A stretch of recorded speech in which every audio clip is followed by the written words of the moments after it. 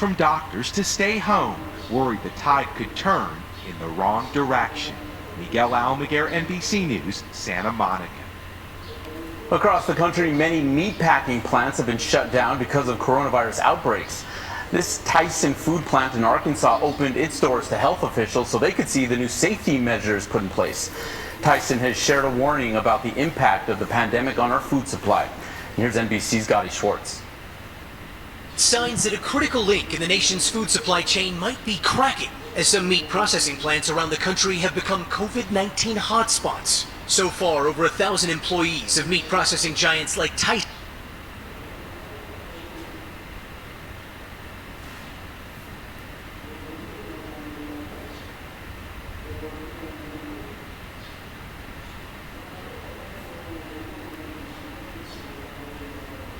JBS in Smithfield have tested positive for the virus, forcing the temporary closure of at least 15 plants. Some employees, like this worker at an Iowa Tyson plant, are scared to show their face because they don't want to lose their jobs, but are even more terrified of getting sick.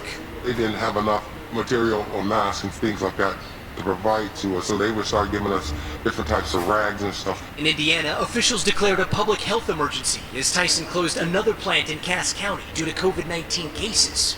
This order is necessary to end this threat to the city as quickly as possible. Tyson Food telling NBC News all employees are now provided surgical-style face coverings, but warning customers in a full-page ad that there will soon be a limited supply of their products, saying the supply chain is breaking. All of it worrying third-generation Texas cattle rancher Missy Bonds. The uncertainty of the market is unsettling because we don't know what's going to happen when it comes time for us to sell. In Colorado, some 6,000 employees at the JBS meat processing plant in Greeley wait in line to be screened for symptoms before being allowed in for their shift. Many learning that a fifth employee here has died from the coronavirus. It kind of scares me and it makes me angry that the company is willing to open without testing people. In early April, the factory closed for nearly 2 weeks after over 100 employees tested positive for COVID-19. Workers promised testing for all before they reopened, but that never happened.